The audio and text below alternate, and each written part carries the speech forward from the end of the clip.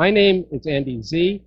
I'm the spokesperson for Revolution Books, where you are, and we're really excited tonight to have Imbolo Mbue with us and the book Behold the Dreamers. She will get into this tonight, but some of the book takes place 2 blocks from here. From the Harlem Hospital. Our protagonists, the main people in the story, live just a few blocks away. They go to eat down on 116th Street. Some of the restaurants there have very generously donated food to Revolution Books for some of the various dinners we've had here. And so there's that relevance, but there's a larger relevance to this book at this time, which does have to do with 11 million brothers and sisters in this country who are under threat of deportation as we meet here tonight. And 65 million people who in the last year were driven around the world fleeing from their homes because of the workings of the system that we live under. And this is a bookstore about the world and for a radically new world. And so to be able to have a story like this, which is an incredible story that takes you on a journey back and forth across the ocean and in people's lives and in their dreams, it has everything to do with what kind of world we live in today, and for us, what kind of world could be when you see the potential of people. So I'm not going to take much longer now, but I do want to tell you in introducing Imbolo, but I do want to tell you here's what the program's going to be. I'm going to sit down. Imbolo's going to come up. She's going to read from her book and talk with you for a while. After she's done, I'm going to speak to you very briefly about Revolution Books, especially to all of you who are here for the first time. And then Imbolo and I are going to start a conversation. I'm going to ask a couple of questions. We'll get things going, and then we're going to open it up to questions and answers from all of you. And then, given that it's already 7:15, we'll end about maybe 9 o'clock, a little bit after, so you'll have a chance to buy the book and to get it signed, and also to talk with her individually if that's something you can do. So as you, I'm sure, are aware, Behold the Dreamers was an Oprah Book Club selection, and I'm not going to say more about it. I'm going to let you experience Imbolo, okay? But join me in welcoming Imbolo Mbue to Revolution Books.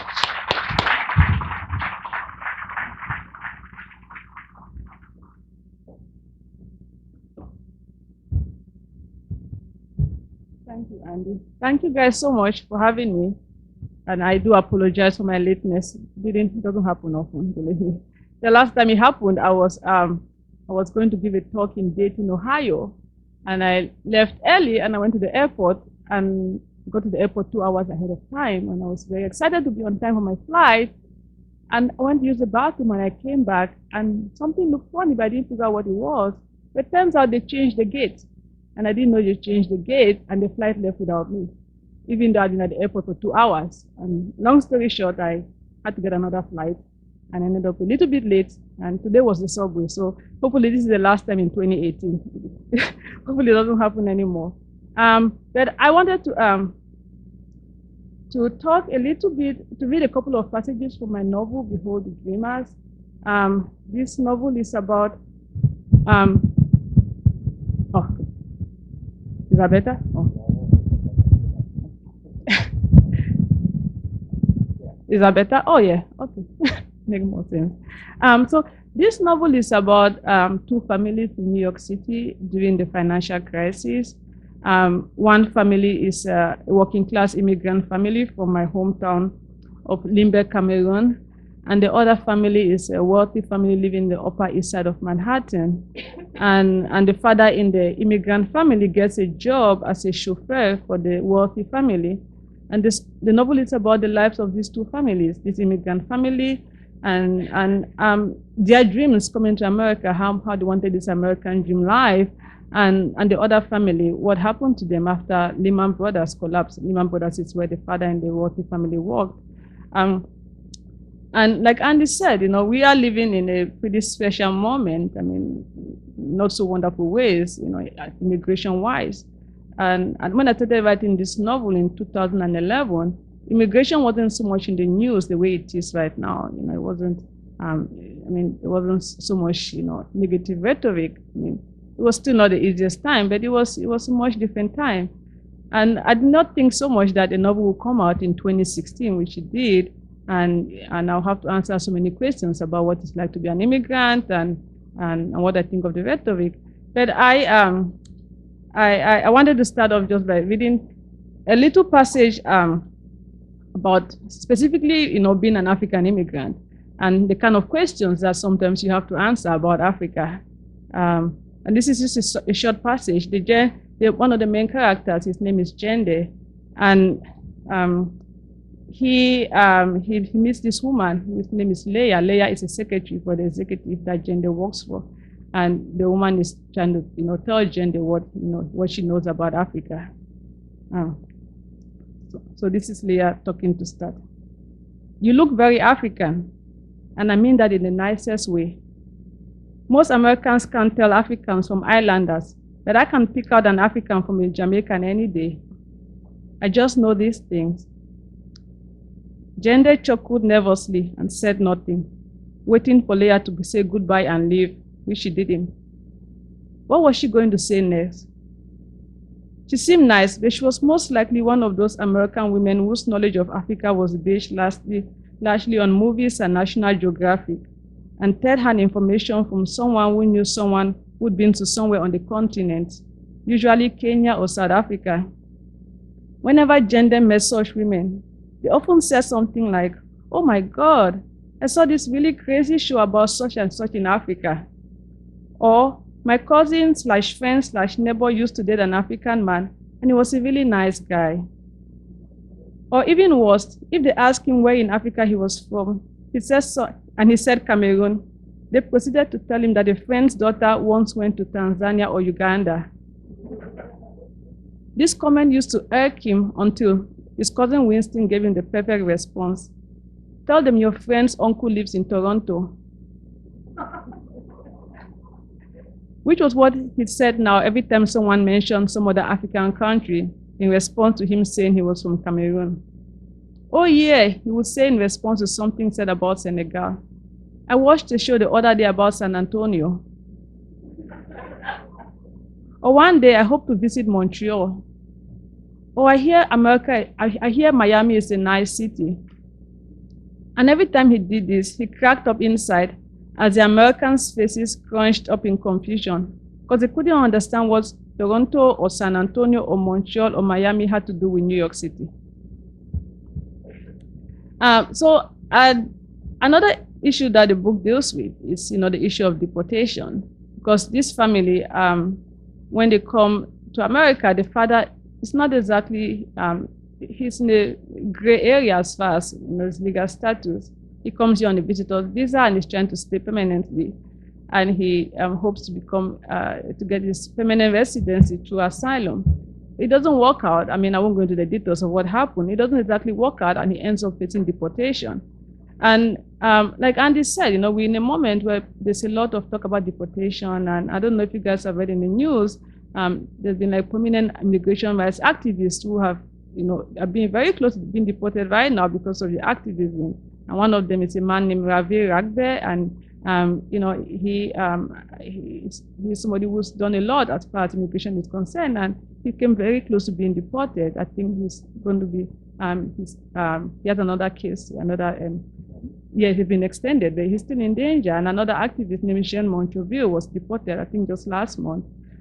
So I wanted to read this passage about what it's like to face deportation, because when I talk, people say to me, "Oh, Imbolo, why can't everybody just get papers? Isn't it, why can't you just be legal?" I don't think people understand the challenges of coming to this country and how hard it is to strive for papers. And before I say anything, I want to give an homage to my friend Diane, who is smiling back there, because Diane got a green card yesterday.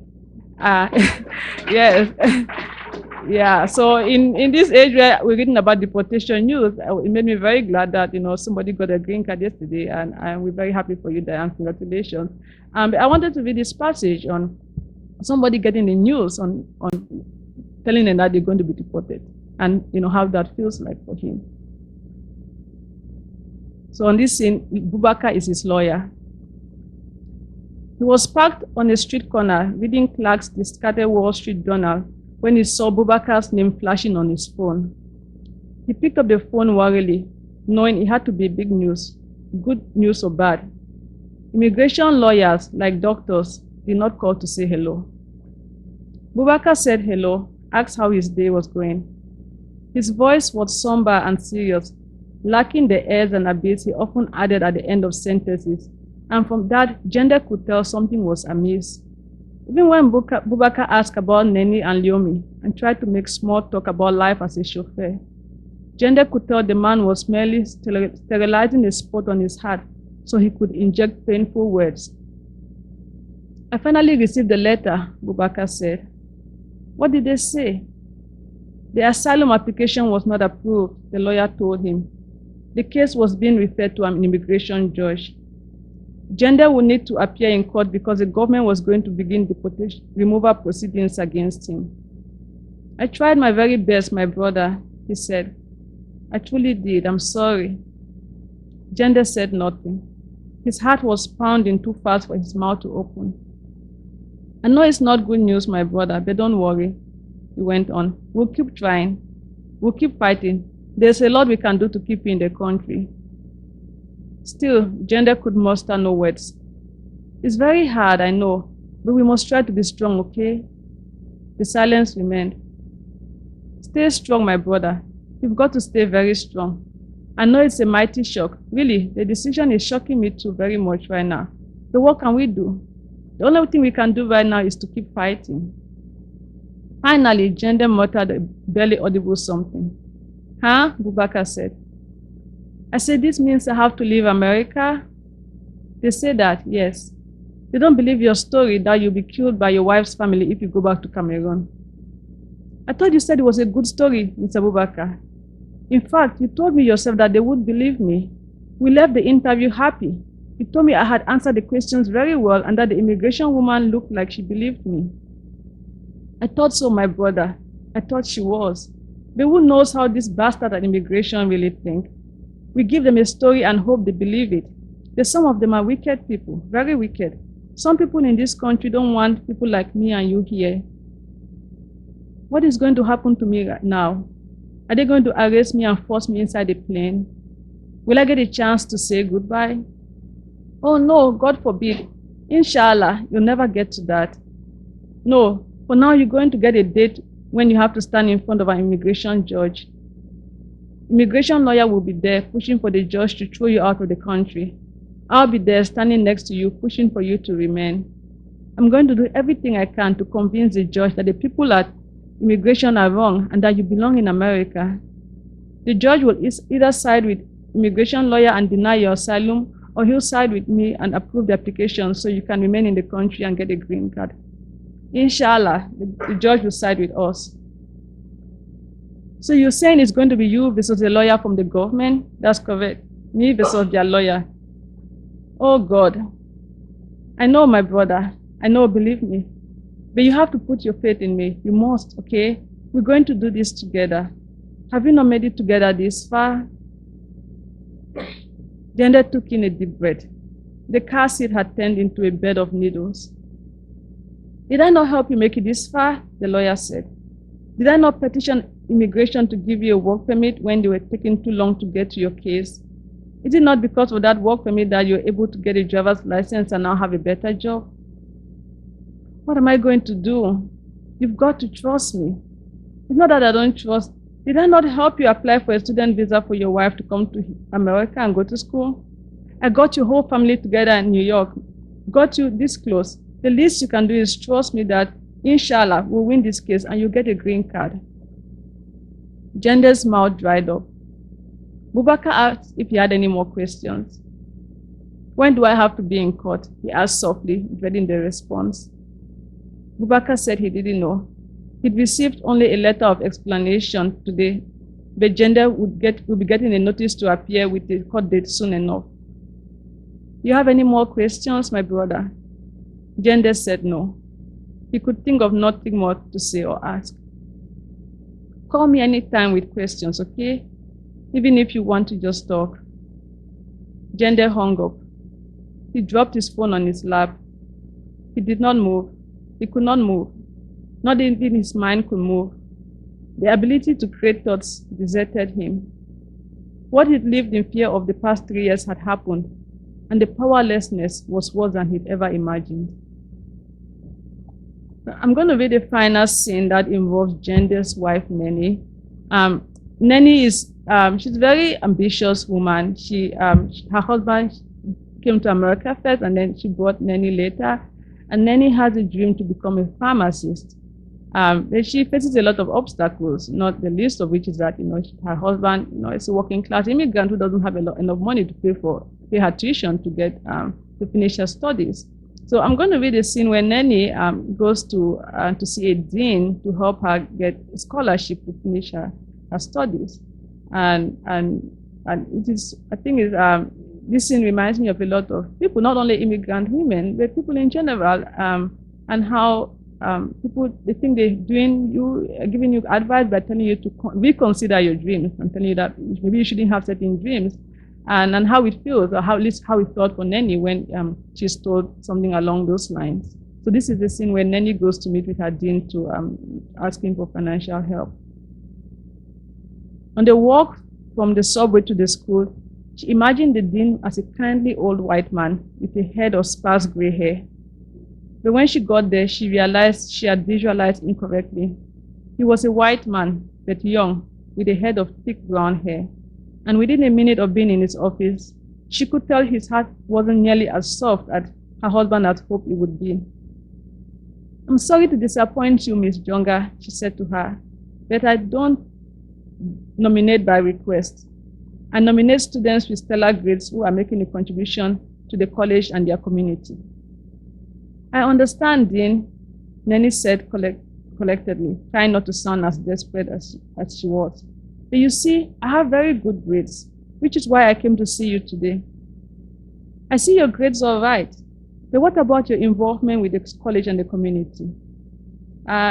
Are you a member of any organization on campus? Have you done anything to enrich the lives of other students at BMCC?" "Dean, I have. Do you volunteer at any organizations in the city, in your neighborhood?" Nenny shook her head. "I volunteered at my church one time, but I really don't have time to volunteer more, Dean," she said, suddenly feeling ashamed, as if she'd been caught stealing. "It's just that I have no time, Dean." "No one has time, Miss Jonga. I have 2 children, and before my second child was born, I was also working. If I had any time, I would be glad to do something for BMCC because I like the school. But without the time, Dean, I just cannot do anything." "I'm not sure what to tell you," the dean said. "I need any kind of help, Dean Flipkins. I only have 2 more semesters before I can transfer to 4-year college. But my husband, he lost his job that pays good money. I really don't know how I can come back to school in September if someone doesn't help me with scholarship. If there's anything you can do to help me." The dean stared at her through his big chic black frame glasses, then turned toward his computer. He couldn't be less than her age, Nenny estimated, though he looked much younger, quite unlike the flawless-skinned and neatly coiffed young men in the billboards that floated over Times Square. Nenny couldn't help thinking he was sitting in that office only because he had to, not because he cared to. And that was enough to make her believe the man wouldn't care if she had to drop out of BMCC. As he moved his mouse around the pad, she washed his hands, well manicured and soft-looking, the hands of someone who'd never known a day of hard labor. "I would send you over to financial aid," he said, turning his attention back to her. "But I see here that you're an international student. I'm sure you know very well that every scholarship or grant we offer is for citizens or permanent residents, so there really isn't much they can do for you." Nenny nodded, buttoning her jacket and reaching down for her purse lying on the floor. "Though I must ask you, Miss Jonga," he went on, "I see here that your plan after graduation is to apply to pharmacy school. Is that still the case?" Nenny nodded, not wanting to waste any more words with him. "May I ask why pharmacy?" "I like pharmacy," she briskly replied. "I understand, but why?" "Because I want to give people medicine to make them feel better." When I came to America, my husband's cousin advised me to do it, that it's a very good thing to study. And everyone tells me that it's a good job. Is there a problem with me trying to become a pharmacist, Dean? The dean smiled, and then he imagined he was derisively laughing at her inwardly, at the impassioned manner in which she just defended her career choice. Everyone who told you pharmacy is a great career is right, he said, still smiling. But I wonder, and I hate saying this to students because I don't want anyone to think I'm asking them to dream small. Have you wondered if it's the right career path for someone in your circumstances? I don't understand what you mean. I'm simply wondering, Ms. Jonga, if perhaps another career path may be better suited for someone like you. I want to be a pharmacist, Neni said, no longer trying to disguise her anger. That's great, and I commend you for that. But you came here today because you're desperate for money to finish school. You have 2 children, and your husband doesn't make enough money. And by all accounts, you're having a hard time making ends meet. Pharmacy school is very expensive, Ms. Jonga, and you are an international student. Unless you change your legal status, it's going to be very hard for you to get loans to get a degree. And if you can find a way to get the associates in the first place. So you are telling me you think I should not try to be a pharmacist? The dean took off his glasses, placed them on the desk. One of my duties as Associate Dean of Students, he said, is to offer our students career counseling. And my aim when I counsel students like you, Ms. Jonga, is to guide them towards achievable goals. Do you understand what that means, for a goal to be achievable? Neni glared on without a word. There are lots of other great careers in the healthcare field, and we can help you get into those. Licensed practical nurse, ultrasound technician, medical billing and coding. Lots of great careers which, which are more achievable. I don't want achievable. It would be a shame for you to spend years pursuing a goal which you have such little chance of achieving, don't you think? I just want us to talk about it and see what the odds are of you, graduating from BMCC, getting into pharmacy school, and becoming a licensed pharmacist while dealing with financial stress, raising 2 children, and living in the country on a temporary visa. Don't you think it would be a shame to start something, spend money and time, only to give up later because you realize it's too much for you? And before you think I'm trying to rain on your parade, please know that I'm only saying this from a place of experience. You won't believe how often I've seen this happen, and what a shame I think it is that we didn't give the student the best counsel. Because for every student in your situation who goes to become a doctor or pharmacist, there are 4 or 5 more who never make it into pharmacy or medical school, and then they have to turn around and start trying to become a nurse again. Neni laughed and shook her head. The situation wasn't funny, but in a way it was. I don't think what I said was funny, the dean said. Did you grow up dreaming of having this job you have right now? Neni asked. Actually, I had other dreams, he said. But in life, you have to. That's why you don't want me to be a pharmacist, right? She said. Because you're sitting in this office and not somewhere else. Please have a seat, Miss Jonga, the young man said, motioning to the chair. There's no need to get. I want to become a pharmacist, Neni said. And I will become a pharmacist. I'm not going to tell you whether she becomes a pharmacist. You have to read it to find out. But thank you so much. I'm going to let Andy take the scene again.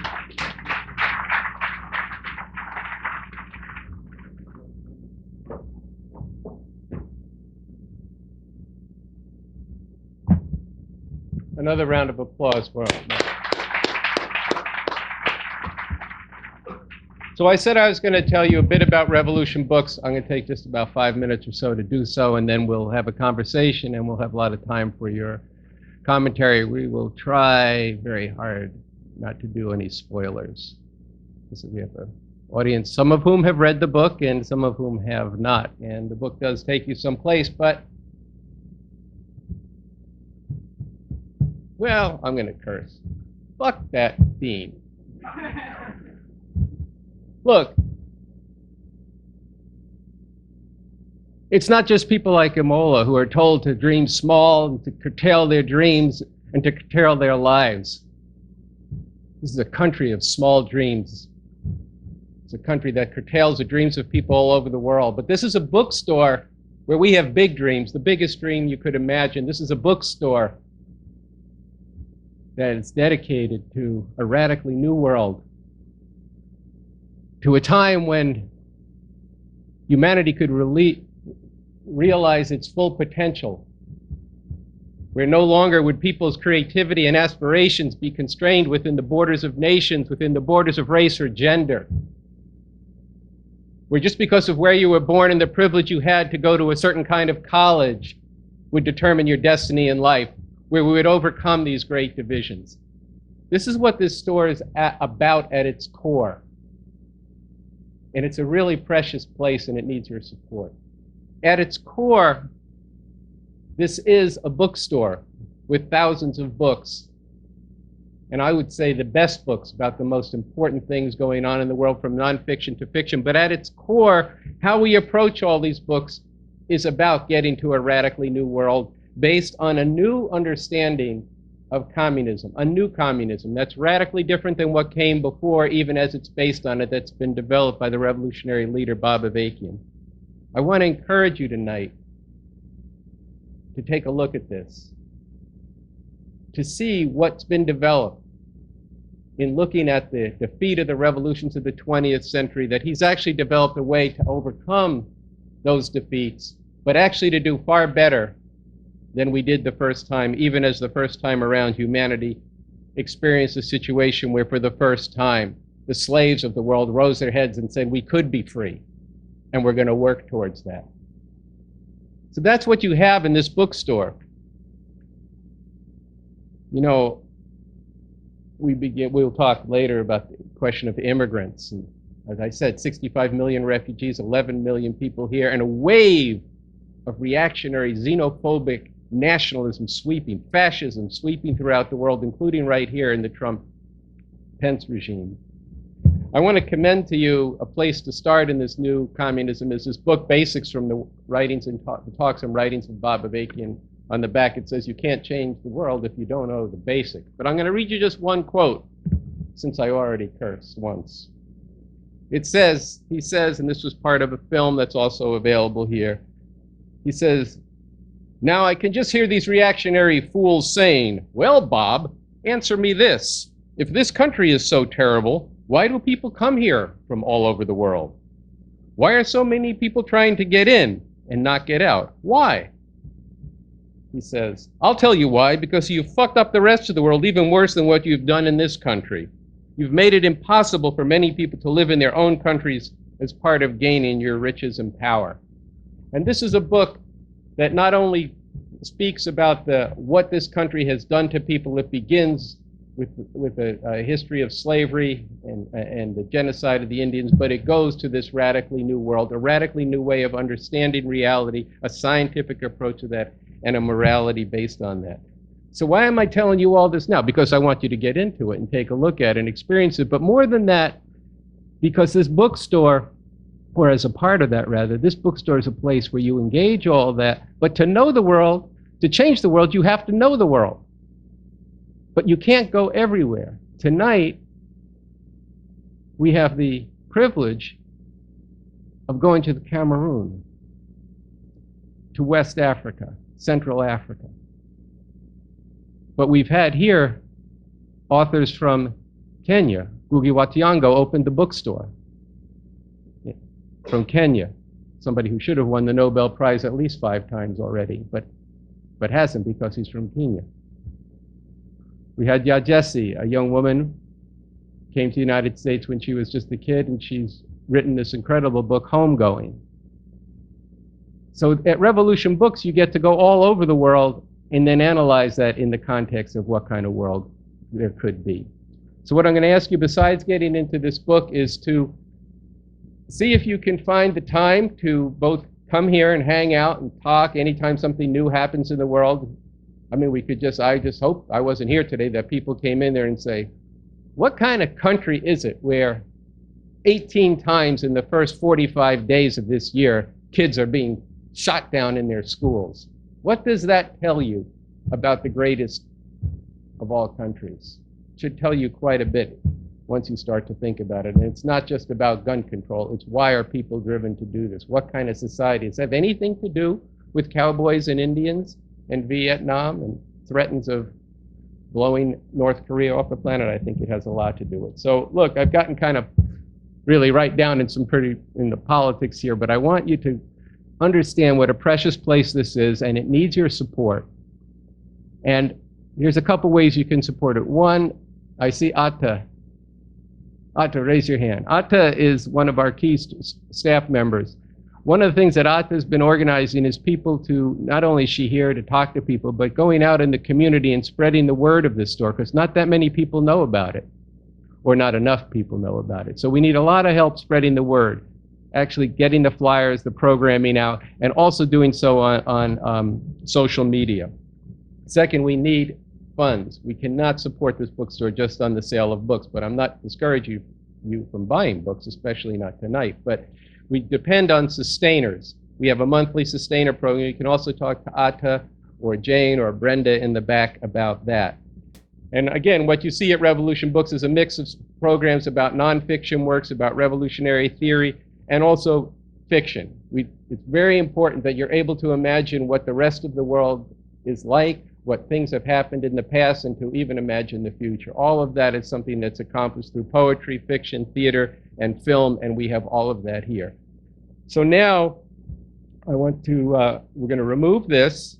I hope you do avail yourself of the bookstore and come and support the store. We're going to remove this, and then we're going to start a conversation, and then we'll take questions from all of you about questions especially for our author, Imbolo Mbue.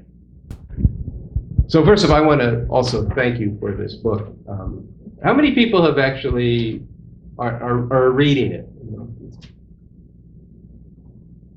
Okay, so I don't know how far you are, but I'll just say this: it starts one place and it goes someplace else. I mean, that's not that unusual in a book, but there are surprises here, so we're going to be careful about that, so you can have that experience of going where Imbolo takes you. But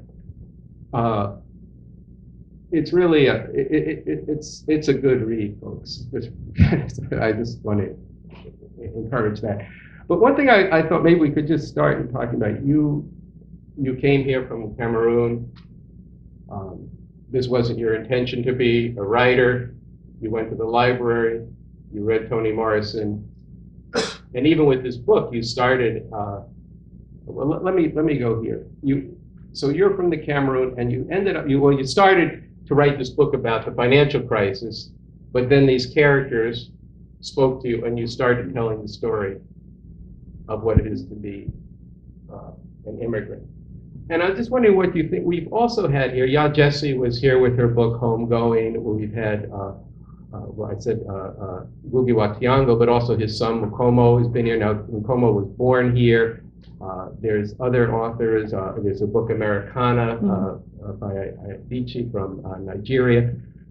There's a fluorescence of writers from around the world, but especially from Africa, and who are writing about being part of the diaspora, writing about that experience. And I'd just like to get your sense of, it seems to me it's very much of this moment, and how do you see that, and how do you see yourself as part of this? And is there a community in a certain sense? I know people come from different parts of the country, but is there I'd just like you to talk a little bit about this diaspora writers, and especially women writers from Africa. Yeah, well, I have to say that I love Homegoing. That book is remarkable. She's such a lovely young woman also. But no, I don't think that, I was writing thinking anything about what other African writers are writing. Is this loud enough? Okay. I wasn't thinking, about, at the time when I was writing my book, I think the only book by a young African writer that I'd read was Novale Bulawayo's We Need New Names, and I love that book. I highly recommend it. That was a book that was the only young African writer I'd read. And then after that, I read Chigozie Obioma's The Fisherman. That's another book that I really love.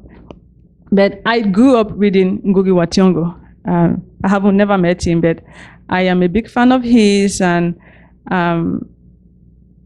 while I wasn't thinking about, ever writing back in Africa, or even when I came to America here, I always loved literature, and I always thought African literature was like classic, like center of world literature. I'd never heard of the great American writers, never heard of Hemingway, never heard of Steinbeck. To me, Ngugi wa Thiong'o, Chinua Achebe, books like Cry the Beloved Country or The African Child, those were the classics. So now people say, oh, African writing is so big, but my whole life, African writing was the center of world literature. And I'm glad that many people are discovering it now, but this is not new for me.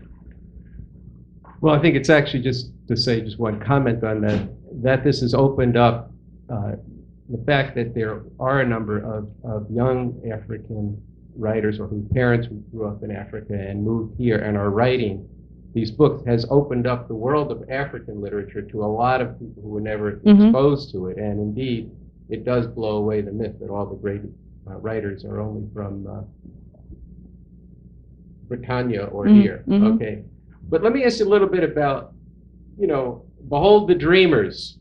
And again, we'll handle this with a care to no spoilers. But this book is about dreams, and it's also about some nightmares. I mean, there's people's dreams in terms of their aspirations.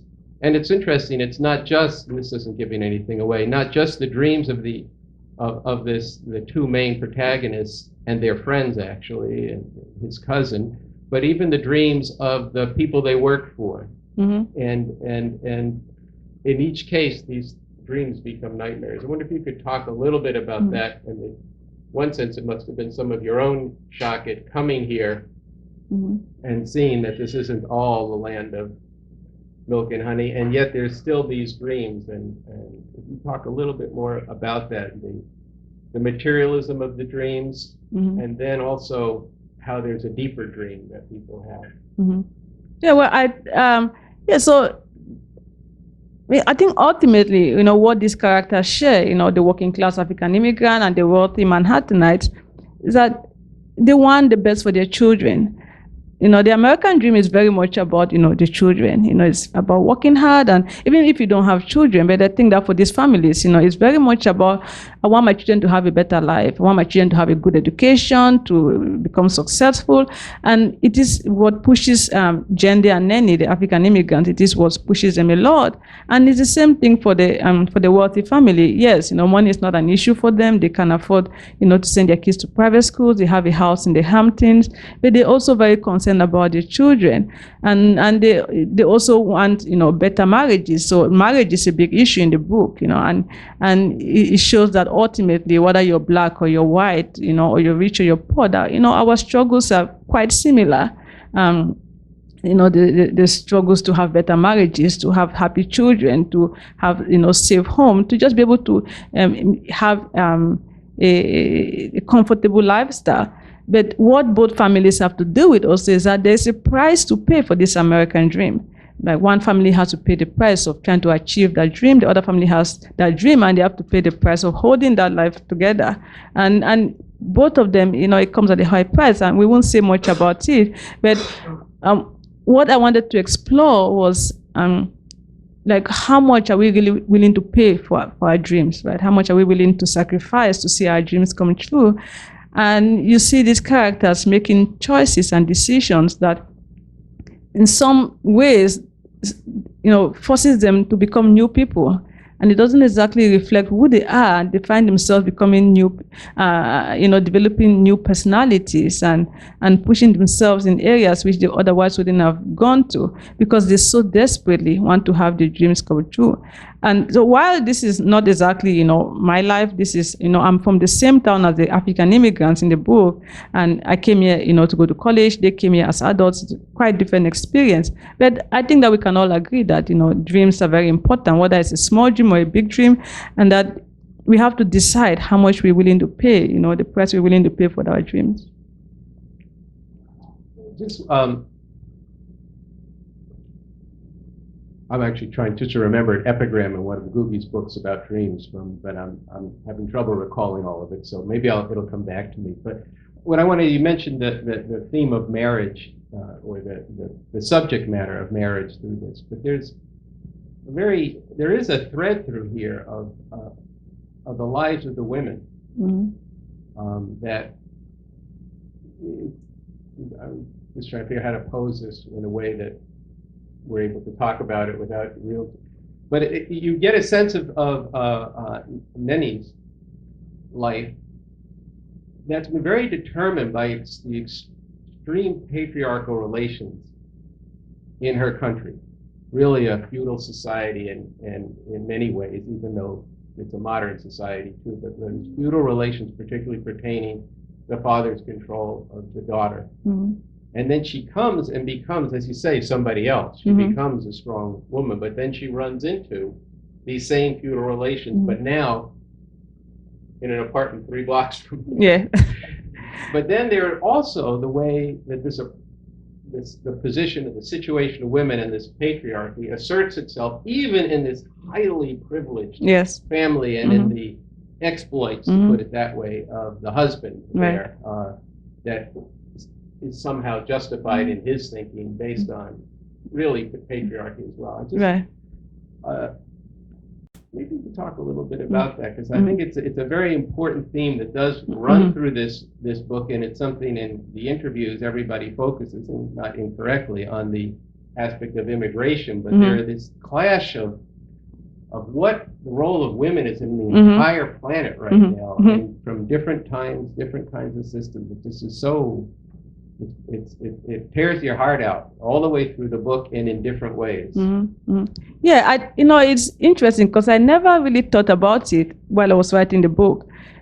Because when I started writing this book, I didn't have any sort of agenda. I wasn't writing based on, I want to write about immigration, I want to write about class, I want to write about, women's issues. It was, I want to tell stories about people. And whatever comes out of those stories, I have to just be honest and tell the story. So I never really thought about Neni and Cindy, black woman, white woman, rich woman, poor woman, woman in Harlem, woman in Upper East Side, how different or similar they are. It was only after, the book was sold to the publisher and people started telling me that Imbolo, Neni and Cindy are so similar. The very similar struggles, they both struggle in their marriage, they both want the same for their children, they both have to make hard choices. This book just shows that it's just hard to be a woman. And I said, oh, I didn't realize that. But it really is, that, if you can see how this working class immigrant woman and this rich white woman, that they struggle a lot, to hold their lives together, and that I think, I read a few reviews of the book, and one of the reviews that I read talked about how, the men in this book, they succeed on the backs of the women, that they, like, whatever success that Clark Edwards has, his wife mostly pays the price, and whatever success that Jende has, and it's more obvious in Jende and Neni's case, because we know that, Neni actually ends up making more sacrifices for their marriage than Jende, but that a lot of their struggles just have to do with being a woman, being mothers, being wives, feeling responsible for holding their families together, and how much they have to sacrifice a lot of their own lives, a lot of their own dreams, so that their families can stay together. And Neni especially, I think I never thought about how much women were going to care and be upset about Neni's stories. I've met a lot of people who are not happy about, without saying anything, certain, elements of Neni's stories, and they're like, oh, Imbolo, couldn't you have made it a little bit more easy for her? And I said, she's a woman, she's a black woman, she's a poor black woman, she's a poor black immigrant woman. You think, our lives are easy as black women in this country or in the world? I had to reflect the reality and tell the story honestly, that this is what it's like for a woman like Neni.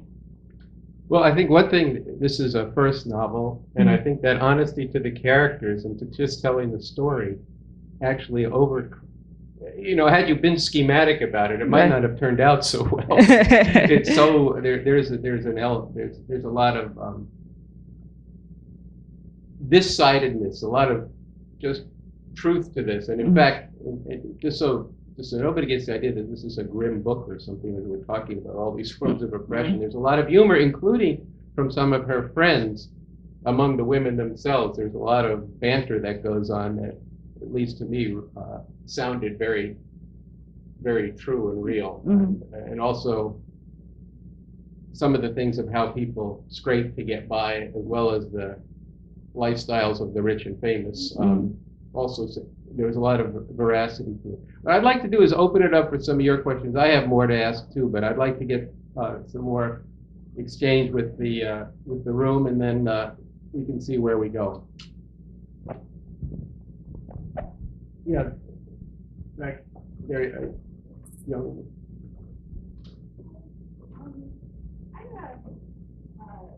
Hi. Oh yes, hi. Not about realizing the reader's responses, people reading in all of these themes that you were not thinking about, and a lot of engagement, a lot of political, a lot of that very fraught. I assume you're working on other writing now, moving into other projects, and I guess like as a first-time writer, is it exciting that people read all these things into your novel that you were not thinking of yourself when you wrote them, or that you were not consciously, or is it kind of daunting, and does it mean moving forward into your next project? Right. Does it make you feel like there's there's something expected? Right. I know what you mean. I mean, and I'll tell you that people have a lot to say about this book. I mean, a lot of opinions and ideas. And I said, oh my God, I didn't know that was in there. But, like people will come and say, Imbolo, this is what so and so means. So this is this symbolism. And, and I was like, I never knew that, I mean, I like, especially people in academia, and I love academia people, but they have all this analysis and symbolisms and these themes, and did you realize that this one means this and that together means that? And I love it. I think it's a privilege for me to learn this and learn about my own book, right? I wrote the book, but I'm not the expert on it, clearly. But maybe because this is my first book, it does surprise me, hearing all this. But it doesn't have any bearing on what I write next. I don't know. Because whatever I write next will be very different from Behold the Dreamers. It will not be nothing like it. Which is to say that there will not be a sequel, right? Because people always ask me, would there be is there a sequel? That is, I don't have any plan like that. So I don't think so. I don't think about what people have to say. It never really occurred to me.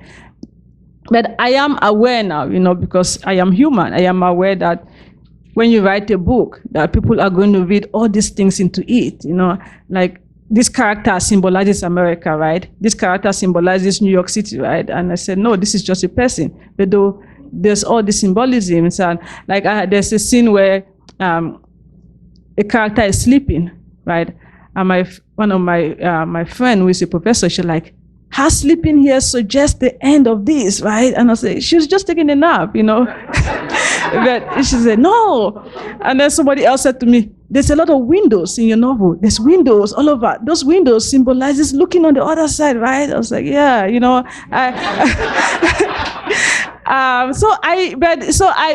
I can't, hold myself, tie myself down because I think about that. I have to let people take the book for what it is. I mean, like any work of art, you see whatever you want to see, you read whatever I want to read. And for me as a writer, it's a privilege. It's a privilege that, I write a book and, I've spoken in other countries. I was in Germany and I was in France, I was in Denmark, and I'm going to my country. I'm going to speak in my country next month. And everywhere I go, I speak Minnesota or San Antonio, that, there's a different sense of how people see the book and how people relate to it. If I speak to, to Cameroonians, they see the Cameroonian elements. Oh, this book is about Cameroon. And when I speak to, I was speaking to an academic conference, and they're like, this book is about education. They see all the themes of education in the book, and it's an education for me. It means for me to understand more, because my writing is very, very unconscious. It's very subconscious. I don't sit and I think, okay, I'm going to do this. I just let everything that I see and I feel and I've heard and I remember, I just let everything pour out. So I don't try to make anything out of it. Just let the story be. And so when people come to me and they tell me all these things, then I learn, right? It allows me an insight into my own mind also, that maybe there's certain things about myself and the way I see the world I hadn't really thought about. But I don't suppose it's going to make a difference. I don't know. Maybe when I write another book, then you say, oh, Imbolo, it definitely made a difference. You didn't realize it. But for now, I don't think so. Up front. I'm afraid of you. So, as you wrote your book, did you write about the women and just the woman first, and just write about the story and what was happening with her and gender in terms of them trying to just survive, and then wrote the other story about the other families separately, except for where they, at some points, they came together and intersected? I'm just curious how you mapped out the text. Right. So in the beginning, it was actually very much about the men. There was the women, the wives, had very little role to play in this book, because I wanted to write about the executive and his chauffeur. And I told the story from the 2 points of view, mostly the executive's point of view, the chauffeur's point of view, because I was very much about writing about two men. And now people say to me, this book is about these women, and I feel bad. I was like, well, it really wasn't meant to be about them. It was about their husbands. But in the process of writing it, I started, they started coming together and started having more of a say. And then when the book was sold, my publisher said to me, Imbolo, Neni is such a great character. We want to see more of her. We don't see women like Neni in literature as much. And so they encouraged me to write more about these women, which I'm glad they did, because I don't know why, that I wanted to write about men more than I wanted to write about women, but the men, like Jende, he was a very fascinating character to me. I liked, he's from my town, from my neighborhood. I liked his struggle and his stories, and I really related to him. And it was only after people started reading the book before it was published, and they said they really liked Neni, that I started feeling more for Neni. But I really did not love her as much as I loved her husband, which I don't know whether I should admit that in public, but it was really, he was like, like my first child, as far as like in this book, the character that I really felt for. And even now, I love Neni, but I think I disagree with readers on that one, because they all think Neni is the awesome person, and I really love Jende more, but I do have a bias, because when I started writing this story, it was about him. And then his wife came in and took over the story, and just, classic kind of woman, right? She comes in and takes over the story. But it wasn't like a, back and forth. This story took me 5 years to write. So in the process of those 5 years, it was always, revising and knowing these characters and sitting there and spending time with them and learning more about who they are, and then, getting more of their story and putting it together.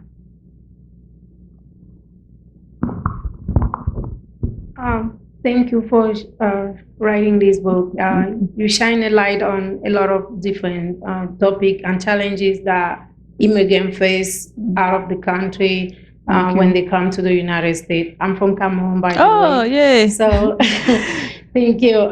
Do you think that after writing about, realizing now that you wrote about all these challenges that immigrants face out of the country, do you think that in the next time you will be like focusing your writing in only one topic, or do you think you will still go all over talking? Or do you think immigration here is more what people are really focused on just because of the situation in the country now, or because immigration is really pivotal topic? Yeah, no, I don't.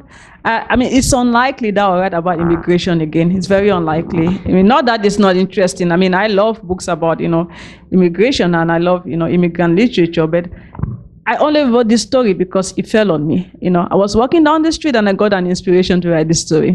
If it hadn't happened, I wouldn't have even touched such a story, because when I started writing, I wanted to write about the kind of issues that I'd grown up with in Africa. I wanted to write about colonialism and oppression and neo-colonialism and, environmental degradation and all of the kind of things that, that I was very concerned of. I grew up reading Ngugi wa Thiong'o, Chinua Achebe, and, those are the kind of novels that I thought I wanted to write if I was going to write any kind of novel. I never, ever saw myself writing a book set in New York City. Never, if I didn't walk down the street and get this inspiration one day, I'll probably have written a book, about, I don't know, something related to Africa, something set in Africa. And maybe I'll do that. Maybe I'll write sci-fi. Maybe I'll write a dystopian novel. I don't know, but it's unlikely that it will be anything like Behold the Dreamers. I love this book. I spent 5 years writing it, and it means so much to me. But I am convinced that I'm going to go in a very different direction next time.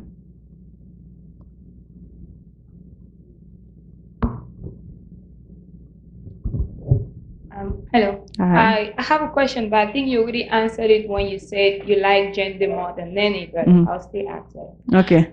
It's very culturally oriented. Earlier you said in regards to both women, it's their culture, it's kind of an inheritance. So talking about that, how culturally important was it for you I'm not going to try to give anything away, but for the story to end the way it ended.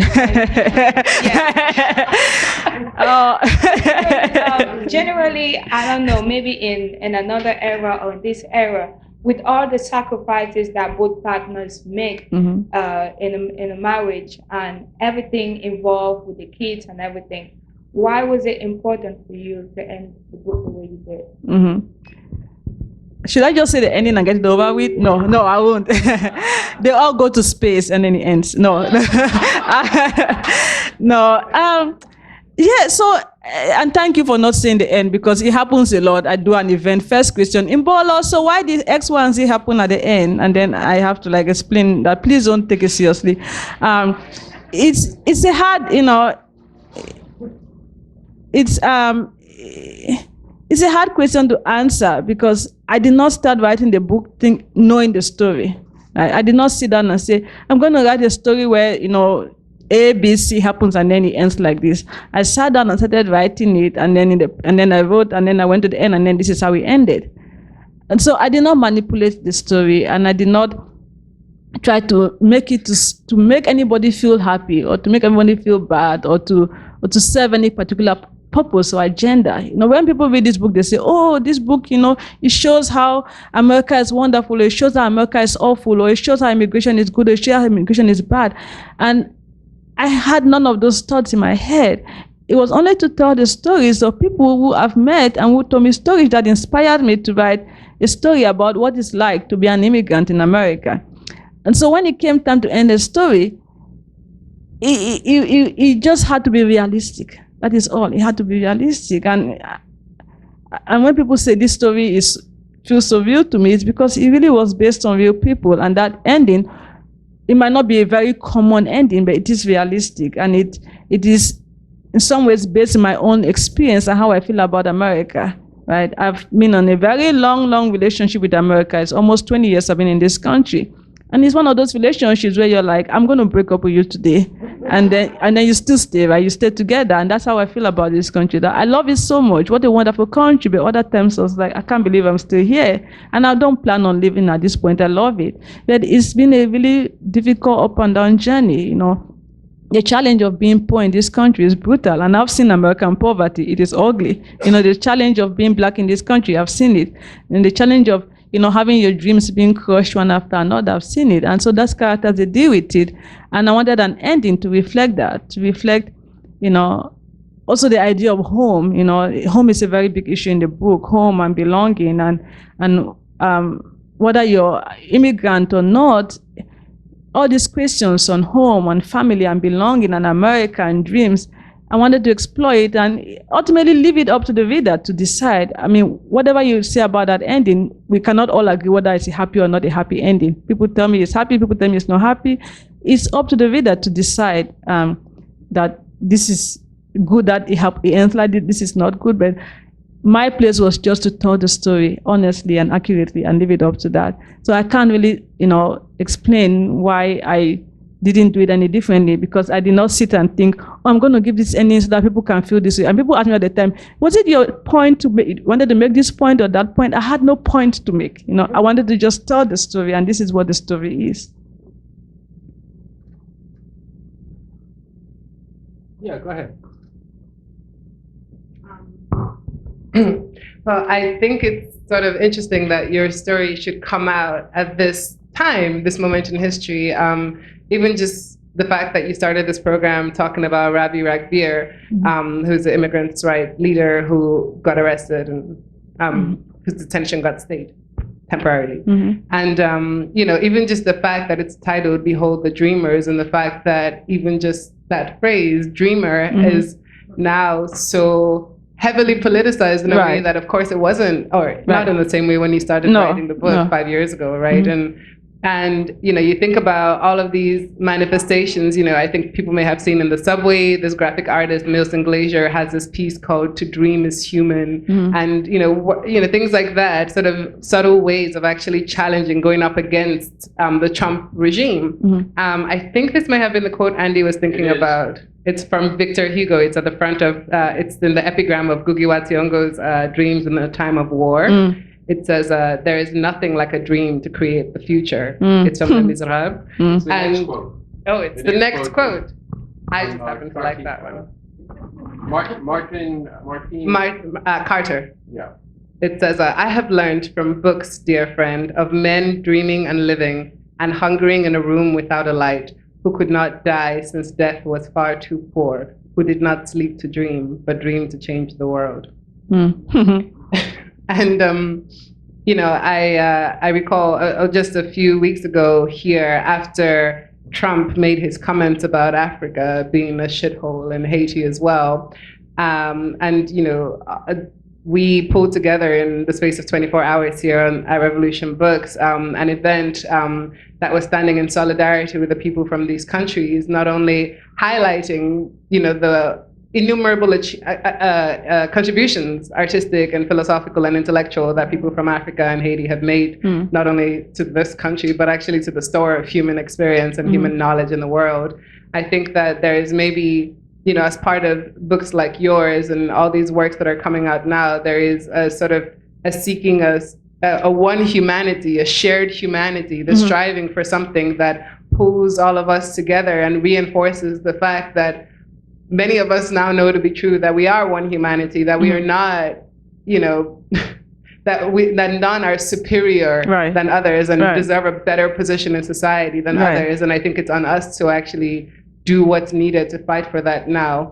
My question is, of course, more of a comment, but considering all these attacks that are coming down on our immigrant brothers and sisters, and the fact that it's going after group of people, and how horrific it is already, and more is coming down the line, I think as part of our coming to realize a shared humanity is also actually being very, very, very loud and refusing to let our human beings, our brothers and sisters, be torn apart, be taken away, be destroyed, disrupted. I would urge everyone to check out this wall right here from refusefascism.org and connect up with refusefascism.org. But then also, let's stay and talk more about how we project this out into the world. I think it matters a lot that stories like these get told in these times.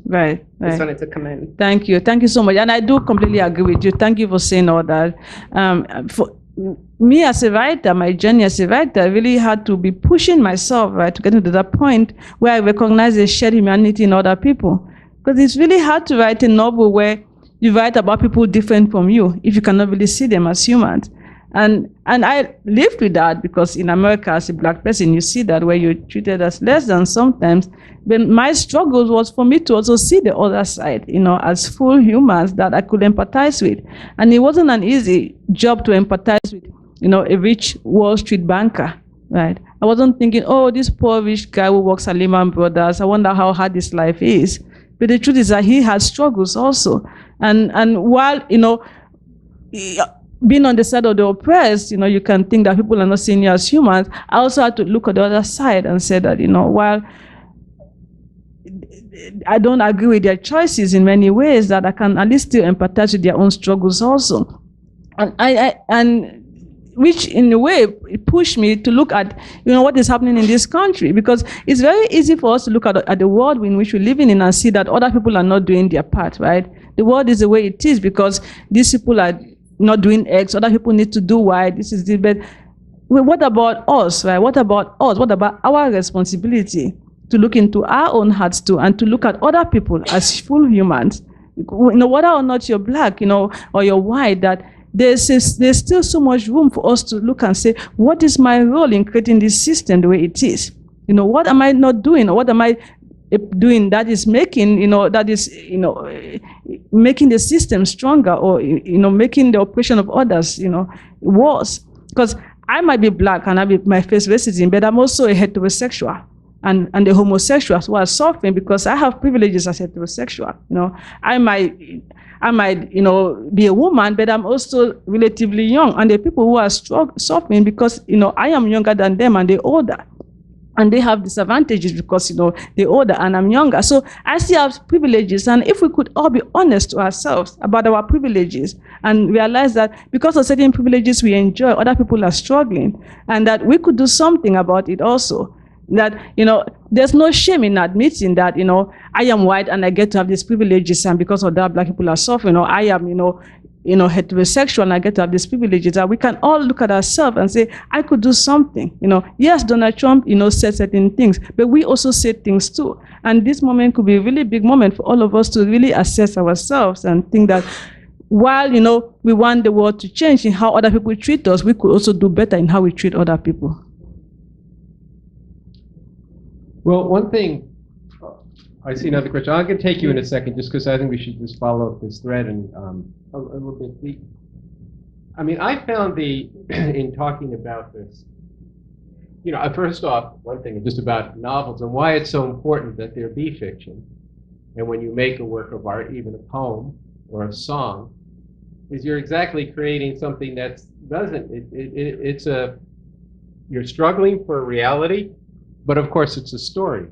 Mm-hmm. So you've eliminated a lot of things, and you've told other things, and you've painted a picture. So a lot of people project an awful lot on that, and that's not a bad thing. That's actually part of the process of where art can enable you to imagine. And then for us, it's part of like trying to digest that experience. And so I was going to ask you about, but I want to make a comment first. The question is in terms of Jende, he has there's a push-pull with him on the Cameroon and on here. He totally dismisses it at one point, and then encountering contradictions and problems here, especially with that draconian Kafka-like immigration service, which is very realistically rendered in the book.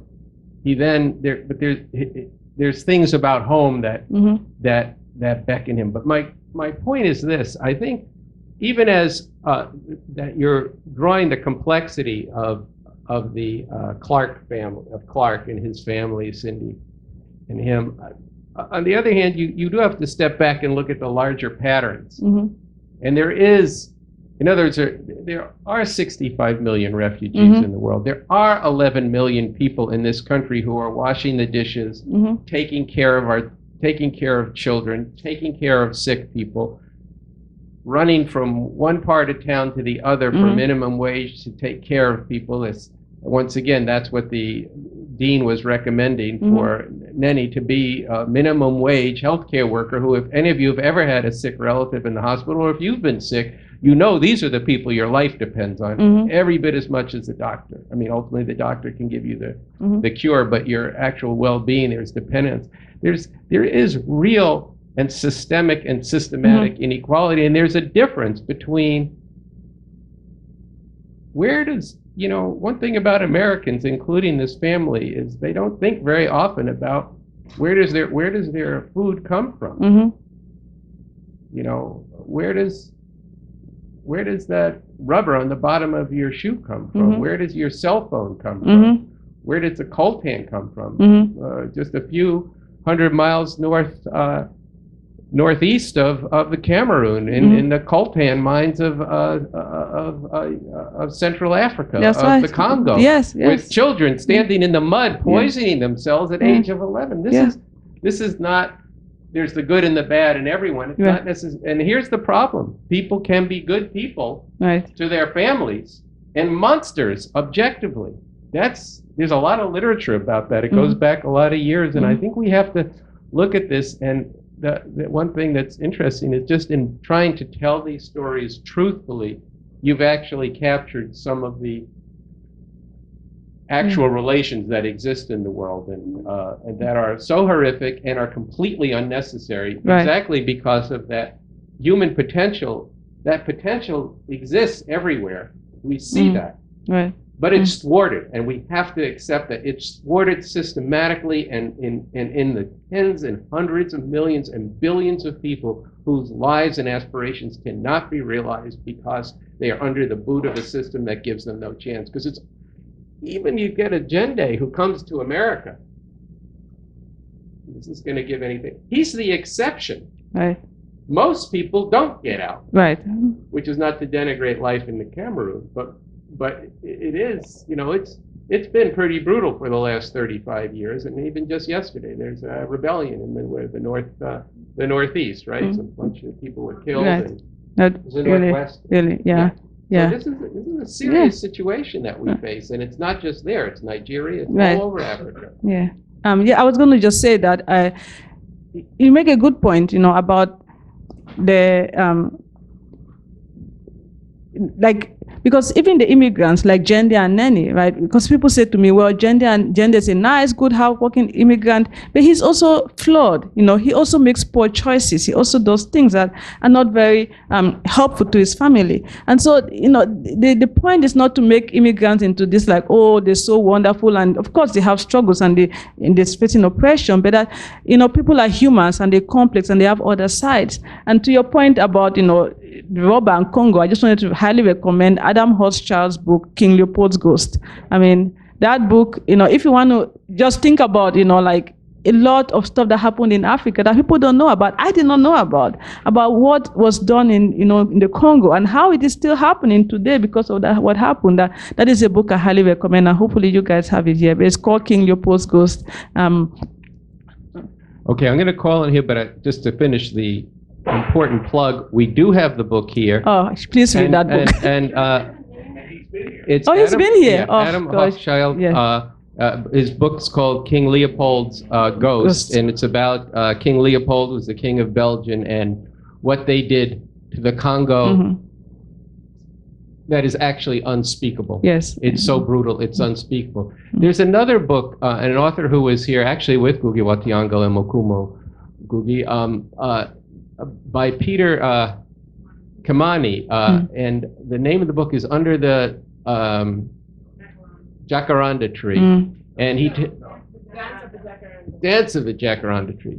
It's a good book. I did read. It's a really good book, but it tells the story of the building of the railroad from the ports from the ocean in Kenya to the Congo, and and it deals with all the different class and national contradictions there. It's a novel. It's like this one. It's got a lot of humor in it, a lot of deep feelings. It just came out last year. It's worth reading. But let's get now you got 3 books. Remember, 3 books have been recommended. 4 books have been recommended tonight. Thank you. Just reminding you. Imbolo. My question is really about the second part of the title, Behold, which to my ears has a kind of biblical cadence to it. And of course, your book has an epigraph from Deuteronomy. Pardon my ignorance, but could you say a few words about the place of Christianity in Cameroon, and also perhaps the influence of the Bible on your storytelling style? Yeah. I mean, I can't say that I was raised Christian and I am, Christians. But I always loved that passage in Deuteronomy because you just had this sense of it's going to get better. Life is going to get better. And it is a lot of what we think about coming to America. What we heard on TV, what we read in books and newspapers, all about once you get to America, things will be better. And why wouldn't we believe it, right? I mean, America was full of rich white people. That's what we saw on TV. And so this idea of the promised land always kept coming to me. And my editor, kept on saying, think of an epigram that really touches on what the book is about. And like you said, it's about dreamers. And maybe because, again, talking about, like my writing being very subconscious, because I've been raised in a very religious, community. And while, my Christianity now is more of the mystical type, I still have that, Christian, like religious upbringing in me. So it's words like behold, like I still love them. And I still use words like, whence and thus, some kind of King James version kind of Bible in my writing. But in the story itself, I don't think there's a lot of Christianity themes in it. I mean, people say to me that this is a moral tale and that it talks a lot about the virtues of kindness and compassion. Again, I never thought about that, but in any story, you can find, all of those, like morality in it if you want to see it. But yes, because my upbringing was very Christian, I think that the way I see the world and the principles by which I live, they're shaped by that. But I don't think that I overtly did anything about it in this particular writing. I think in future writings, I think it might come out more. But this one, Gender and Nenny, they don't really go to church more. Nenny goes to church at one point, and even the church where Nenny goes to is very much focused on social justice. That the church Justin in the book, I actually was a member there at one point, and Ravi Ragbir would talk about, he also is a member of that church. And that is a community that, it's a church that cares very little about, damnation and hell and heaven. Is all about what can we do now to change the world, to make the world a better place for people. And that is, the kind of Christianity that and they focus on, and which also was a very big inspiration for the book. Because while I wanted to show the side of America where, it's hard to be an immigrant, there's also this America of people who are so welcoming to immigrants. And I saw it for myself when I came to this country. All these people who made me feel at home here, and people who struggle really hard to keep immigrants like me. I mean, you should see the rallies being held for Ravi to keep him in this country. American citizens who, it's their country. They couldn't care less if there's one more immigrant, but they do, because they understand that this country, it benefits a lot. So I wanted to also pay an homage to these people, their love, not only for immigrants, but for people who are oppressed, people like what this bookstore stands for, people who realize that they have, advantages, and they want to make sure that other people have similar advantages.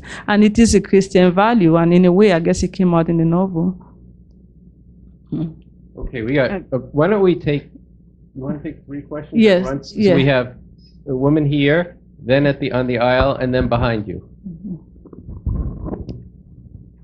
Hi.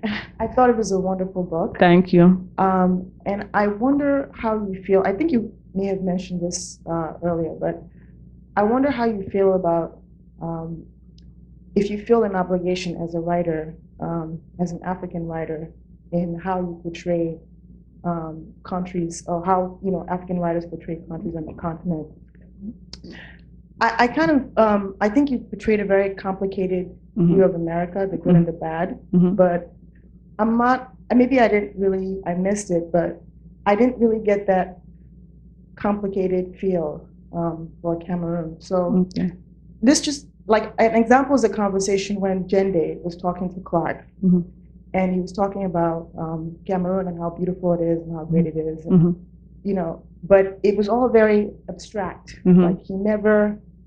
I kind of felt like he never really showed us, the beauty of Cameroon. So I guess my question is, do we feel in the world where people like Trump say things like shithole countries, that African writers have an obligation to portray a more complicated picture of their countries, as opposed to essentially reinforcing stereotypes about, countries on the continent? Right.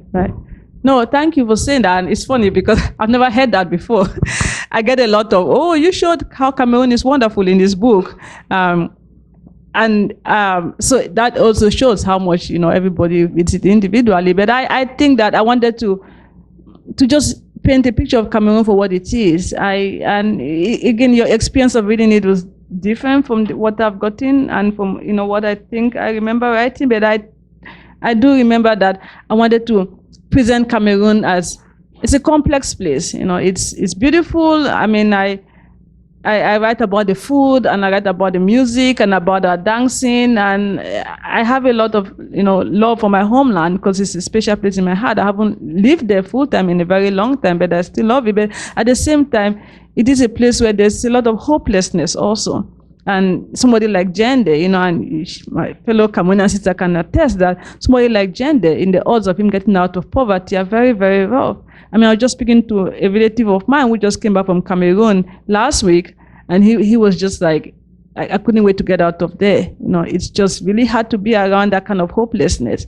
So I mean, the thing is that, you can love a place and be honest about it. I'm not going to make it sound as if Cameroon is this altogether wonderful place when, I grew up there and I saw how rough it was, But at the same time, I also had a wonderful childhood in Cameroon.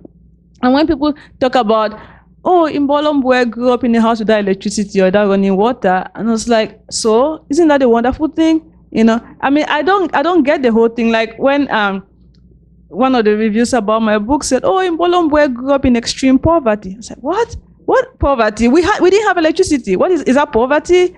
But it is, because people do not understand that there are different ways of living, there are different lifestyles, and that was our lifestyle. And I saw nothing wrong with it. I thought it was a very wonderful way. I grew up around relatives who, by American standards, their houses would be called huts, right? They'll be like, they live in a hut. But it was nothing to us. It was wonderful. It was beautiful. But what we did not have was opportunities. What we did not have was a lot of what to look forward to as far as making our lives better. And that is why a lot of people do the best they can to leave the country. But I did not remember like people going around feeling bad about their lives because they were poor. I didn't remember that kind of life. It was a sense of pride and gratitude at our lives the way they were, especially in the older generation. But I also had to be honest that for somebody like Jende, if you had any sort of dreams, that Cameroon really didn't have much to offer you. And when you see people now, a lot of Cameroonian men, they're crossing the Mediterranean, they're going to Libya. And Libya right now is not really good. And they're still going to Libya to cross the Mediterranean because it is really brutal. Because, you finish education, you get a master's, you still cannot have a job.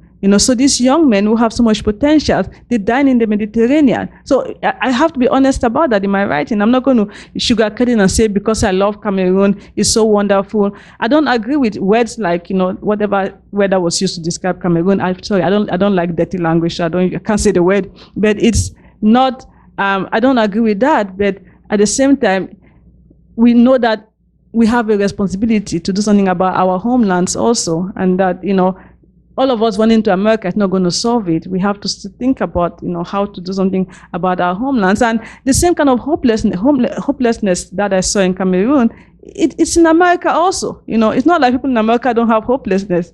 I was speaking in Poughkeepsie last year, and I was talking about how hopeless life can be in Cameroon. And somebody said to me, Mbola, what are you talking about? We have that same hopelessness down the street.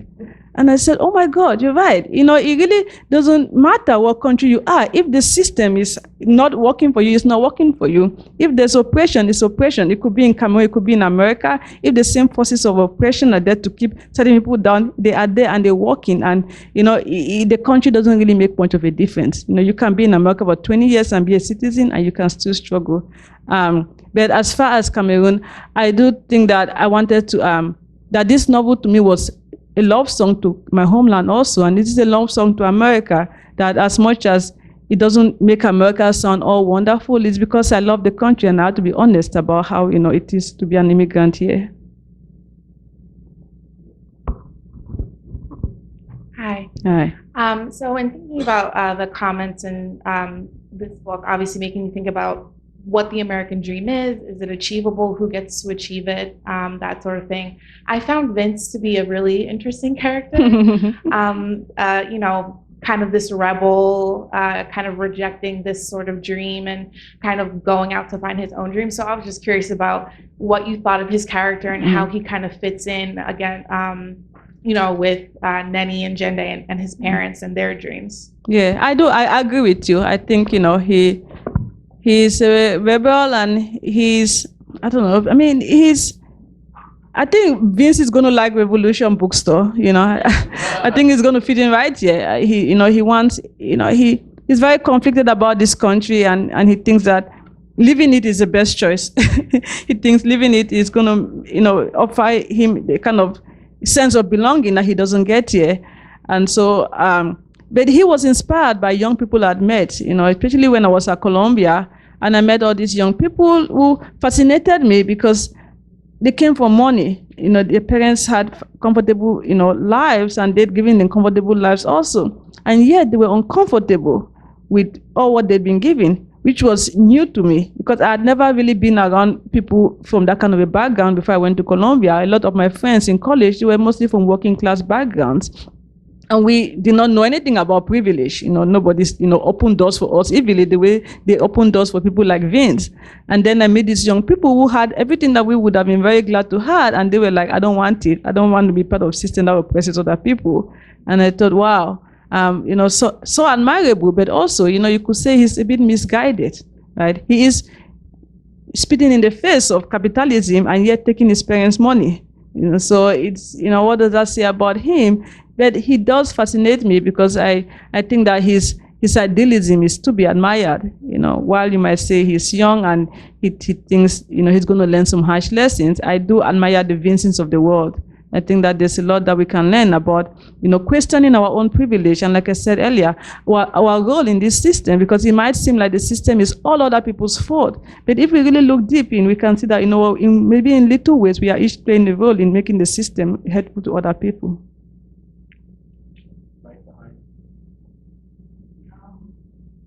Let's say you're having one of these talks in Trump country or that part of the area of the country.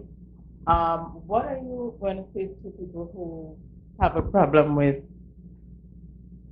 not that they have a problem with immigration, but they are also suffering and they're seeing immigration or immigrants taking away their jobs? Let's say you're having a talk in Ohio and people don't really see, not that they're bad people, but they have their own experience of struggles and poverty, and they're seeing immigrant as a problem.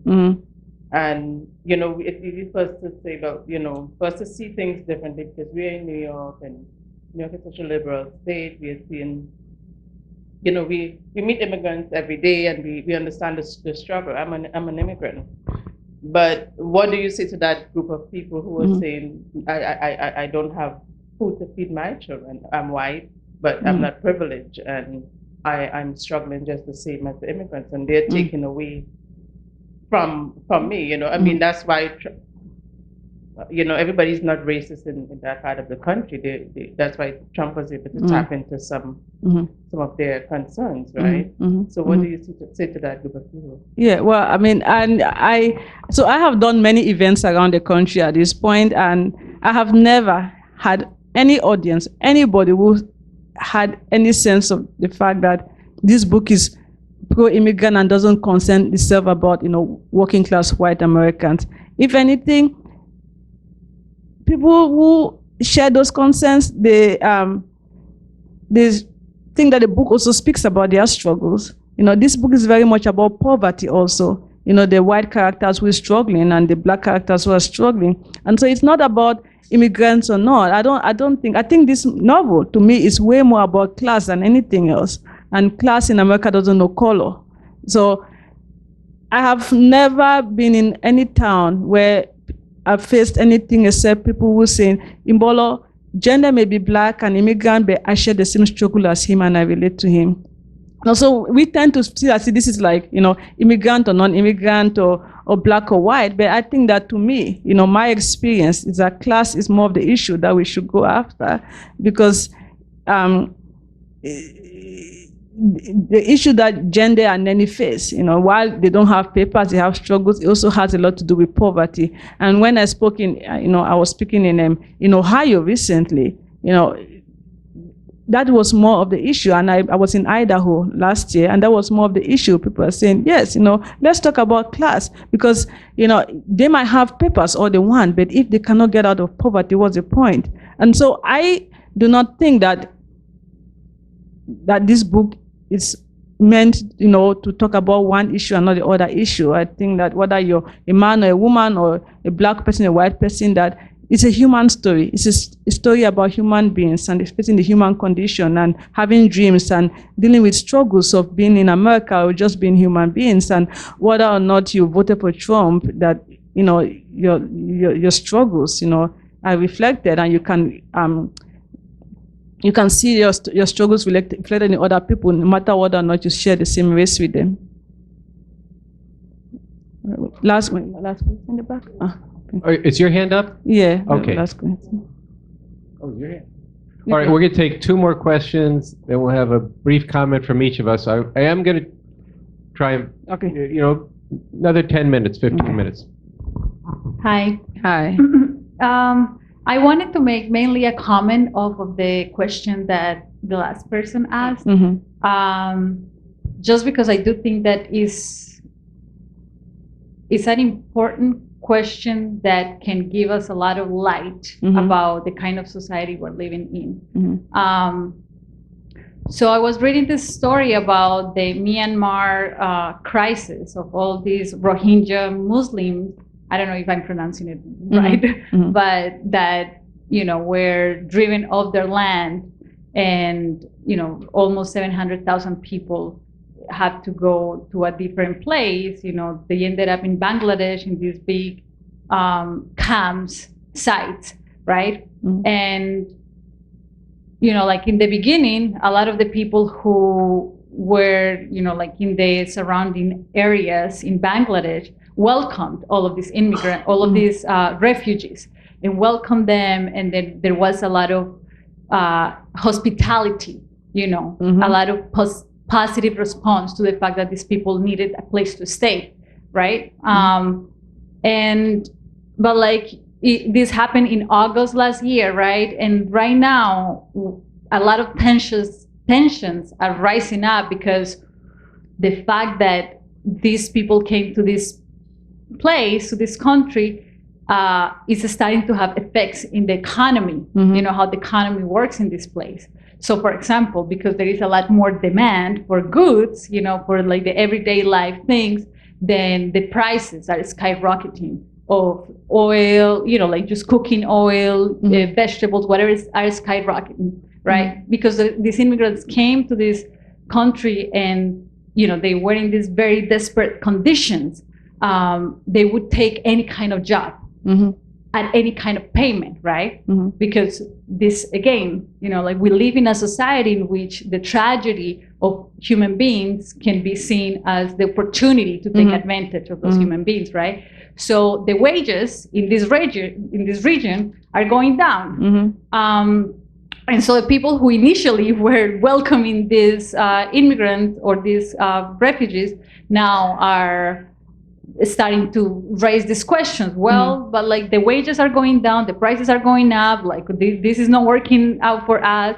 We are also struggling here for our, you know, our living. And it actually shows you that because of the economy that we're living in, because of the way that it works through competition, right? The companies need to compete in the market and need to, you know, like get lower costs so that they are going to take all of these refugees for less money, and then if people who they had employed are not going to pay these lower wages, then it doesn't matter because there are other people that are in a worse situation that would take it, right?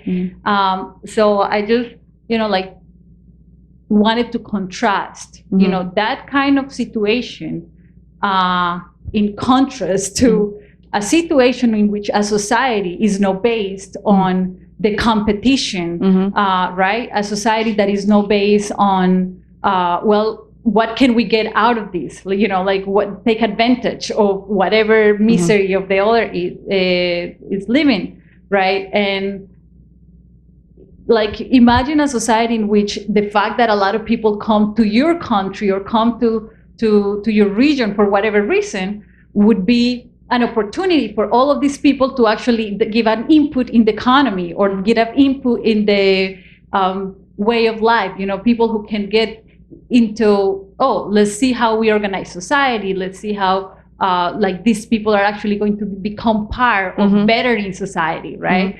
And in that sense, I just wanted to, like invite everyone. There is a constitution here. It's called the Constitution for the New Socialist Republic of North America, and actually lays out the vision of a society that is being driven by principles that are not the principles of a capitalist society, but principles of a society that is moving beyond, all of these relations, all of this, like the way that everything is looked at in this society. And I just wanted to say that because it's not the fault, it's not people's fault. It's not the fault of these people who are living in this country that because of the flooding of other people, then their conditions may be, getting worse, right? It's not their fault. It's not the fault of the people who are being driven off their land, that because of horrendous situations, whether it's the environment, whether it's military attacks, or it's not their fault that they're coming to the country, because that wait. That's it. Okay. Thank you. No, Thank can you. respond, but there's No, another no. question, and it's No, I don't think that is a response. Thank you. You said it well. we had a question up here.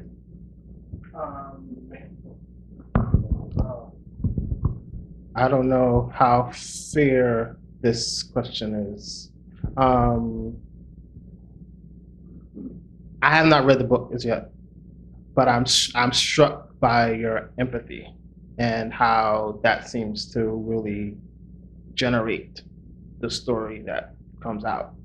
And then in context to the discussion, the emergence of class and all the way it privileges and doesn't privilege others.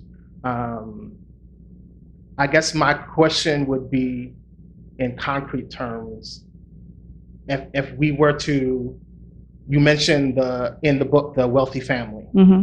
So, like, we're all confronted with this very wealthy family, Trump. Yes. Now, you know what I mean? So, I wonder if you could sit in your empathetic space and postulate for us what is the central question as you could possibly imagine inside that family. Are you asking me if I have empathy for Donald Trump? No. Okay. Because I do. I not a lot, right? I'm working on it. But I think that it doesn't do me or the world any good by not having empathy, right? It's not easy, right? Colson Whitehead, I was listening to him give a talk in Denmark, and he gave a wonderful quote. He said, "It's hard for me to empathize with you when you're trying to lynch me." And I thought, wow, Wait, say the quote again. it's hard for me to empathize with you when you're trying to lynch me, And so I realized, oh my God, empathy does have its limits, I never thought about that because you hear it said a lot these days. Oh, let's be more empathetic, but it does have its limits, And when, and I think that, it's good that it was that quote came from an African-American man who wrote a wonderful book about slavery. Yes, I'm pleased to read that book. But I think that it did not come easy for me. That writing this book, I had to push myself to look at people who I do not like, and I would never choose to have coffee with, and to look at them and think, this is a human being, This is a human being. I'm going to be kind to you. I'm going to write honestly and show you the same kindness that I'll show another poor Black African immigrant. Is it easy? No, it's a work in progress. I have my judgments, I have my people that I'm condescending towards and, that I look down on, but I'm working on it. I think that is all I can say, that I am working on it, that, that while wouldn't want to go have dinner with the president, that I do look at him and say, I'm going to push myself to get there because it makes me a better person and a better writer. And I think that we could all benefit from it at the same time recognizing that there is a limit, right? When you bring, a gun to put me, when you put me in prison, because I'm Black, or you shoot me because I'm Black, it's hard to have empathy. But that we do have that capacity, to push ourselves, to see in each other, and again to see in which ways we are contributing to the system, because we may not want to think about it, but we are contributing. And I as a writer, I have to go there, in order to write, the best I can. Well, just let me say one or two things and then thank Imbolo for what really is a incredible evening and the book. We, here at Revolution Books, we do want that empathy and recognizing the potential for people to be fully human is thwarted. There is a lynching society. There is a society that underdeveloped Africa, if you want to put it that way, and it's even worse than that. It's theft. It's degradation of whole countries. The only virtue, and I say this ironically, that Trump has is that he's spitting out what has underlaid U.S. policy and what this country has actually been. When he said shithole countries, it was, in my opinion, getting rid of the dog whistle and saying what this country has actually done to the rest of the world. And, it doesn't mean that look, I think he's about as despicable a person as comes down the pike, but that, in one sense, is besides the point. Except to say that people like him are people. People said he's a buffoon, he's a narcissist, he's just the most crude person ever. I would say, well, that's a job requirement for somebody who's trying to bring fascism to a country. That's a job requirement. That's actually his virtue. That's why he's who he is. And let me just say one other thing. Because we talked a lot of politics tonight too. There is economic deprivation here. First, there's intense poverty in this country against immigrants and against black people in their majority, and against there's many poor white people in this country too. But not even mentioning what actually has been visited upon the Native American population. The myth of America is exactly that. It's a myth. Okay, it's not true. The actual reality of it is slavery and genocide and the founding of this country. But I have to say that despite whatever economic deprivation people face in the Midwest or in the Rust Belt and all this kind of stuff, you voted for Trump. If you're not an outright racist, you're supporting racism. And that's the essence of his campaign. That's the essence of this presidency. That's what John Kelly is about. And I've also, in addition to being the spokesperson here, founded the organization along with several other people, refusefascism.org. We have to stop these people. This is not going to end nice if they're not stopped. This is very serious. There's the dreamers, yes, 1.6 million people, but there's 11 million more, and the actual program that they're implementing is to restrict immigration in this country, to make it no more agendas in Donald Trump's world. That's the actual program that's being hidden from you. And that's all in favor, that's all part of a whole agenda of white supremacy and misogyny and xenophobia wrapped up in manifest destiny, which is at the core of this country. The theft of the land itself. This is not a land of opportunity, it's a land of theft. That's what it is. Now look, speaking of Vince, I want all the Vinces of the world and every person who's, whether you were born of privilege, economic, or by the color of your skin, your gender preference, and all this kind of stuff. You were born of privilege and you don't like what you living in, you don't want to be a part of this, you are welcome at Revolution Books. Okay? We want you here. But, well, the only way, we don't think that the way that you solve those problems that you face is by just working on yourself. You need to transform yourself while changing the world. And well, sometimes I'm not crazy about being as old as I am. I feel fortunate to have grown up in the end of the 60s and know and seen how many people overcame their personal problems and the injustices and the microaggressions and and feeling insecure in different places and feeling degraded in this and that way by taking part in the struggle to change the whole world, and we thought we could do it, and God damn it, we're going to do it. But now it's on all of you. We're here at Revolution Books and providing you with the resources, the space, the revolutionary theory, the books, the novels, bringing people like Imbolo Mbue to the store, like Gugi and other writers. Colson Whitehead was here. This is a resource. Now it's on you to do two things. Take advantage of it. Come use it. Come talk to people here and support it and spread it. And then if you find yourself so moved and begin to understand why this world is the way it is, why a country in a continent of Africa with all its riches is got a situation where you have the kind of government you do in the Cameroon. It's not the fault of the people in the Cameroon. Start with German imperialism, to go to French and British imperialism and what the US is doing in there. This is the history. It's real. It has an effect on people's lives. Just as your parents have an effect on you, so does the history of the world have an effect on how we are today. And it's not necessary.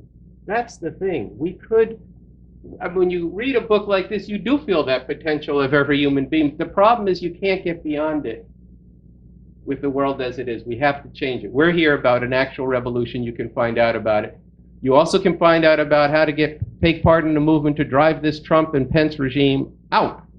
Because if they're not driven out, it's going to create great horrors. So that's not a soapbox. I'm sitting in a comfortable chair, but it is something that I want to share with you because these questions have been joined tonight. And I just want to say that to those who, to everybody, to have a book like this that gives you a window into the world that you didn't experience yourself, and to have an author who tried and did actually succeed in truthfully telling a story of two people, and actually it's really a whole bunch of people who come to this country, their struggles here and how it intersects with the struggle that goes on in the society itself, and even the contradictions within the very people who rule this country, gives you a sense that you could do something, you could go to work on that.